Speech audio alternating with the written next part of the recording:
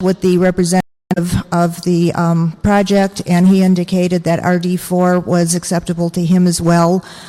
He obviously isn't here, although I do have his okay by email, so I don't foresee any problems and would ask that committee place the RD4 zone on this parcel. Thank you. You also, is it accurate that you are asking to recommend the new homes to take their access from Andesol? Andesol? Yeah, this is a corner lot on the corner of Van Owen and Andesol. Van Owen is a very busy street. The homes that are developed down along Andesol face Andesol. So to keep that configuration, if the new homes face Andesol, it will keep that portion intact and fit into the area. I've also recommended that the building line be kept intact because that way whatever is on the corner will have a little buffer from the traffic and noise along that line, and I think it would result in a just better development. They will have to come back to the advisory agency for a map modification, so this will be worked out. So these changes are consistent with the character of the neighborhood? Absolutely, yes. Okay. I see no problems with these recommendations. Planning staff, Ms. Harper, any comments? No. We did confer briefly with the city attorney, and it is appropriate if you want to substitute, if you agree with what the council office is suggesting, to substitute the RD4 zone and to remove the permission to, or to rescind the permission to remove the building line ordinance. Yeah. And it would reduce the density on the site from 4 to 3, and by orienting all the, as Ms. Winger said, by orienting all the front doors to Andesol, it continues that single family look along that block and is more consistent with the character of the neighborhood. Okay, so we'll follow the recommendations of the council office given their work and your work, obviously, Ms. Harper, given the notion of compatibility, and we'll move forward with that action. So we do have the verbiage from the council office for you, Barbara, so we can have that for the report? Yes, I do have a copy of the modifications, with the exception of the number of lots that were recommended by the planning department. Okay, so that'll be the action of this committee. Okay, that takes us to which one? Number 11, Council. Okay.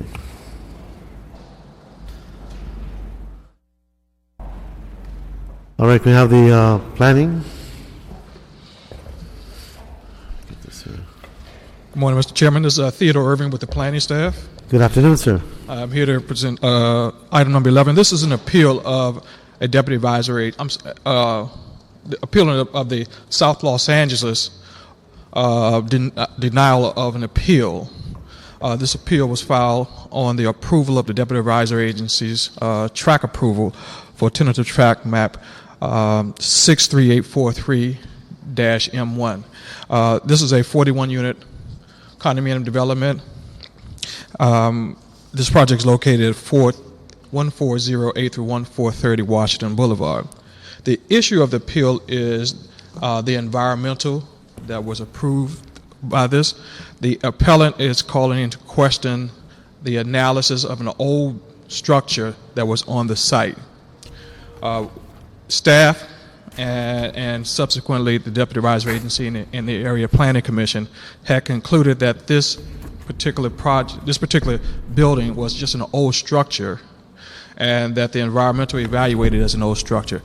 The appellant is claiming this old structure has a historic resource, and that we should evaluate it in our environmental clearance as an old resource and have appropriate mitigation measures for this old building. This building had been vetted out by the Historic Resources Department, the Cultural Heritage Commission, okay, and it was determined that at that time this structure was not a historic resources. But our planning decision, okay, was not based on the decision of the Cultural Heritage Commission or the City Council. We evaluated this building way before they got into the picture. We determined at that time initially that this was an old structure. There was no special mitigation measures necessary for the old structure. We were consistent in that assessment that this was just an old building. The actions by the Cultural Heritage Commission and the Office of Historic Resources basically kind of concluded what we first assessed about this building. So what you will hear from the appellant is that under CEQA, we should have considered it as historic resources, and we just disagree with that assessment. Okay, so with that said, we're suggesting that the appeal of this action be denied, and that you sustain the decision of the area plan, South Los Angeles Area Planning Commission. Okay. All righty. Any other staff members like to speak to this item? Not seeing none. Let's hear from the appellants. I believe we have Mr. Jim Childs and Laura Myers, if I'm not mistaken. Good afternoon, Jim Childs, 2341 Scarf Street, University Park, Los Angeles. I'm here today representing West Adams Heritage Association in this manner, and we ask you to support our appeal. I think Theodore explained the issues very well from his perspective, and our perspective is that the CEQA document is inadequate. What no one has failed to mention here is that the house was demolished without a permit. We wrote Building and Safety a letter back, and we being West Adams. In April, there was one phone conversation with Ms. Frost. Building and Safety said, well, there was a permit issued, but that permit was issued after the demolition. The house isn't there. There's no CEQA document that addresses its loss in this case. There are no mitigations to address the loss in this case. West Adams Heritage has been asking for 10 months now that the city reissue an MND. That's why we are here. As you know, if you want to have standing in a CEQA case, you have to exhaust all your administrative remedies. We are exhausting all our administrative remedies, which is why I am here now. It's an exhausting process. It's taken an important amount of time from a project that could have been under construction. Those aren't West Adams Heritage's choices. This is the process that the expediting unit has chosen to put everybody into. I'm going to hand in a copy of the letter that was sent to Chief Buttarago in April for your file. And I'll turn my speaker time 13 seconds over to Laura. Well, you have more time. If you feel you need more time, please. All right, thank you very much. The loss of a historic structure, especially in my neighborhood in West Adams, is always painful. I think this committee and West Adams and the developers worked a year ago trying to relocate this house. Tragic circumstances and people of bad will, in my opinion, failed to achieve that particular goal. End of that story, it should have been. There should have been a process where calm heads allowed for the demolition to occur in a timely fashion. But I think everybody was so frustrated, they all assumed that process would eventually take place. Maybe it would, maybe it wouldn't have. But they went ahead and demolished it anyway. Now this demolition, as I understand it, wasn't under the auspices of Anastasi, with the exception and caveat that they allowed a third-party contractor to demolish the house. Testimony has been given that it wasn't a demolition, it was a deconstruction, and the house has been placed in storage to be used for something at some later date. No one has any evidence of that. There's none in the file. Those are just statements. If that were true, then the city could have issued a new MND stating that this house was in existence and, as a mitigation, for example, asked for it to be constructed at some point. There have been ample opportunities to resolve this issue in the 10 months, but all I've seen from the planning department is continuing stonewalling on CEQA issues. There are other CEQA issues which I probably will be here in the future discussing. So I think there's a systemic problem in the lack of comprehension about the city's responsibility under CEQA to ensure that historic resources, which were identified by the Cultural Heritage Commission with their recommendation. So that's the situation. It's real simple. Thank you, Mr. Childs. Laura Myers? Thank you. My name is Laura Myers. I live at 1818 South Gramercy Place, and I'm the editor for West Adams Heritage Association. Quick timeline. February 7th, 2008 was actually a hearing at Cultural Heritage on the new ordinance, so many of our members drove down Washington Boulevard to get to City Hall. The house was gone. You need to have that date in your mind, February 7th. February 12th, a permit was applied for. February 28th, it was issued. March 5th was a pre-demolition inspection. That permit was issued to a different contractor than the one who removed the house. February 15th, 2008, California Appellate Court clarified the CEQA in the case of Valley Advocates v. Fresno, which stated that when a city has a discretionary cultural heritage ordinance, meaning if your professional cultural heritage commission designates something as historic, but the council can choose not to list it, then that is a historic resource for purposes of CEQA. That's what the law has said all along. The appellate court issued an actual case ruling in this, and it's published. So this historic house, for purposes of CEQA, was approved by the Cultural Heritage Commission, contrary to what Theodore said. It was not approved by this body or by the City Council. So that's what makes it a discretionary resource, but it's still a resource. In May 2007, Michael LeGrand sent an email to Theodore Irving stating that this is to be treated as a new case because it was a new application, and they were to do a new hearing, a new process, a new MND. I have a copy of that email. Theodore initially told the applicant to do a mitigation on the historic structure. So, we're just baffled. Why not just do it, for God's sakes? It's historic, we're dismantling it, we photographed it, we put it in storage. One other thing you need to be aware of, when we went to file this appeal at the planning counter, we were first told the city attorney has instructed the planning counter at Building and Safety not to accept appeals on environmental issues. I cannot believe the city wants to break the law like that. That's a ridiculous situation. Thank you. Thank you, Ms. Myers. Or not. We'll be here from... West Adams Heritage Association. I'm sorry. Thank you. Thank you.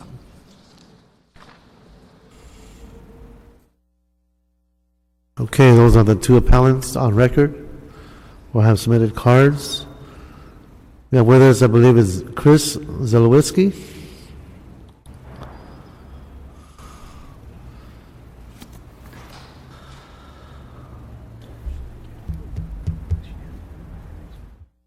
Good afternoon.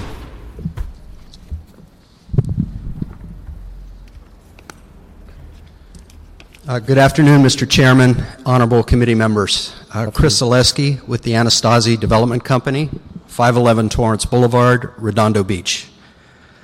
In analyzing the need for affordable workforce housing in the LA downtown vicinity, we purchased this property in October 2005 with that purpose in mind. Over the course of the following 10 months, we engaged planning department, first council district office, neighborhood council, as well as neighbors to design what was at the time a 56-unit affordable condominium project. We were approved in part for a by right 39-unit condominium in September of 2006. While we were waiting for a hearing date on a modified tract map to the 56 unit, which now had been whittled down to a 41 unit configuration, an application for historic designation on an existing dilapidated structure was filed in December 2006 by Miss Anne Marie Brooks. Now, we as owner of the property were unaware of this application until March of 2007, when we went to the building department to actually file a submittal for a demolition permit. With the application for historic designations, hearings were put on hold, pending the outcome of that historic designation of the application. We worked in earnest for 10 months with the applicant and any interested party that we could find through organizations. There were national magazine ads. Council district office referred us to some people that might have a need. Anyone that would be interested in the structure for any intrinsic value. Ultimately, none was found that was practically or financially feasible. Can you please conclude? Absolutely. I was just saying, we worked due diligence on this thing for a year, and we stood here before Plum Committee last December. Prior to that meeting, we stood outside in the hallway with the appellant, with council district representative, with applicant, the historical applicant representatives. We all agreed it's time to let this thing go. It's not worth it. So by that account, the designation was denied. Evidence before you is all of the paperwork and documentation that we followed proper procedures with the demolition of the project. Ms. Myers had some conjecture dates, but it's all there in black and white, the procedure that we followed. Therefore, the hearing went through. We were approved by advisory board. It was appealed to planning commission, and now it is appealed to you here today. We just ask that you deny the appeal and allow us to move forward with this affordable workforce housing project. Thank you. Are there any comments from the planning staff in regards to what was said? Thank you, sir. I don't believe there are any more cards on this item. I want to make sure I get some feedback from the planning staff. Theodore Irving, planning staff. Just kind of want to support what the applicant indicated, that this project had come before you, or had come before the City Planning Commission originally as a 56-unit project. And at that time, again, the environmental had been completed. And it was then the assessment at that time, when it was a 56-unit project, that there was just an old building on the site. There was no historic resources assessment made about the building at that time. When the CPC upheld or denied their 56-unit project and granted them a tract map for just 39 units, the environmental was not challenged at that time. What the applicant had in place at that very time was the right to build a 39-unit project, okay, with an environmental to support it. What we have done is built on that initial decision, updated that initial decision to reflect the new project description, because now the project description is not just a 56-unit project that had been reduced to 39, but it's now a 41-unit project that included some affordable units. So we update the environment to include that. Now, what was suggested to us at that time was, look, the environmental had been, this old structure had been vetted out. It would, as a historic resource, it'd be appropriate to somehow include some of that language in the project description for your reconsideration of the environmental. And that's what we did. That is what Ms. Meyer and the appellants are making reference to. It's not a new environmental. It's just a reconsideration to update the project description, to also to update some of the action that took place after the Planning Commission had approved the project for 39 units. Thank you, sir. Any questions from my colleague? Seeing none, this is a tough case in terms of how we try to sustain and uphold a lot of our historic structures, and I, for one, have been trying my best to maintain the character of our historically relevant structures. But in this case, hearing the process as it's played out, in consideration of appellant's arguments, the applicant's statements, and planning staff, the Area Planning Commission is correct. I move to sustain the South Area Planning Commission and deny the appeal. That would be my recommendation. Have a second? That'll be the action of this committee. Thank you. Okay, Roberto, what's next? That would be item 13, the Worldwide Rush case, Councilman. That's closed session. Yes, Councilman. I'd like to ask the public that we are moving into closed session. Sorry?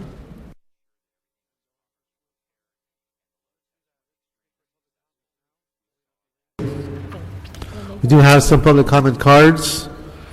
Barbara Monahan Burke, Dennis Hathaway, and Jim McQuestion. Like to come on up before we go into closed session, just for public comment. Yes. Good afternoon. Good afternoon. I wanted to bring up the ICO for the signs and billboards. My neighborhood council, Studio City Neighborhood Council, I'm Barbara Monahan Burke. I'm a board member. We did this CIS, which I would like to read it short. The SCNC supports the CPCs, the City Planning Commission's proposed, at that point it was a one-year moratorium, but at whatever length it becomes, on all new off-site advertising signs, as well as the conversion of conventional billboards to digital billboards with brightly lit, rapidly changing advertisements. We urge the Council to authorize a study of the negative impacts of these conversions, including the effects on traffic and pedestrian safety. Pedestrian safety should be in there too.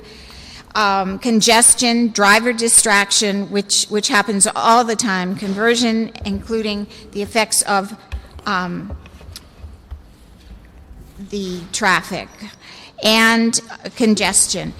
And it is unacceptable to claim that the negative impacts upon our neighborhoods are unavoidable. We're seeing that over and over in the DEIRs, that it's just unavoidable. One that we just had in our area had over 50 unavoidables in there, but still wants to go forward. The citywide sign district ordinance should not go forward without completion and evaluation of the effects of such billboards. I would like, and our neighborhood council would like, the ICO to go forward immediately while the details, I know there are some details coming back with the ordinance at the end of January, but the ICO should go forward because every day more and more permits are being pulled on this, and it's a huge loophole to not have this ICO now. So I would propose that, and I would like to see a task force to be able to work with the city planning department, because there's so many people out there that have had the experience that we could bring to that. Thank you. Thank you, Ms. Burke. Dennis Hathaway, and then Jim McQuestion. Good afternoon. Last month, the City Planning Commission approved an ICO to put a 6-month moratorium on new billboards, including conversions of conventional billboards to digital, and this was in response to a great outcry from a wide area of the city about the impact of these billboards. And that ICO has been written, it's been transmitted to this committee. My question is, why hasn't this committee acted on that? Why hasn't it been brought up for discussion? Every day, new permits are being issued for conversions of digital billboards, and every day a new billboard, every permit that goes out, a new billboard is going up without any notice to surrounding property owners, without any regulations regarding light intensity, without any sort of regulations regarding the placement, the effect on residential neighborhoods, and this is an item of great urgency to a lot of people in this city. And again, I just want to ask the question why this hasn't been before the committee. Thank you. Thank you, Jim McQuestion. And we'll have Sylvia Blackstone. Jim McQuestion. Earlier I talked on seismic. One of the problems with the seismic Alquist Priolo is that the city has not sent to the state the maps showing the active faults in the city. Let me repeat that. The city has not sent the state the maps. This, in the Metrorail EIR, those faults were identified specifically. The city objected to the fact that they were identified as active, and the response was, no, we've checked and they are active. They actually did trenching and proved that they were active. And yet, that thing was out in the 1980s, and we here in Hollywood, we have a very active fault there, and we hear developers saying there's no fault within 1 mile of here because it wasn't put on the map. This is really a matter of public safety. Zoning and everything else that the city does as far as planning is concerned is predicated on the police power, public safety. So we really have to do that. And Alquist Priolo says, if you don't tell people about that, the city is liable. We've computed about $2 billion with a B, dollars. The city might be liable just because we have an earthquake maybe in Covina or somewhere else that people object to and say, hey, you didn't tell us there was a fault here and therefore you're liable. We don't want this kind of lawsuit going on. We really need to have those maps updated. Thank you, sir. Our last speaker is Silver Blackstone. Then we'll go into closed session. Good afternoon. Hello, Silva Blackstone, 1867 North Avenue 51, LA 90042. And I'm here to talk about the Billboard Moratorium ordinance. And as I was reading today, it had an urgent stamp on it, so that was a couple months ago, and I feel that it should urgently be on your agenda because time is wasting and billboards are going up. Permits are being issued. Thank you, Ms. Blackstone. Thank you. Okay, that closes this committee. And we'd like to go into a closed session. As members of the public to please allow us to proceed.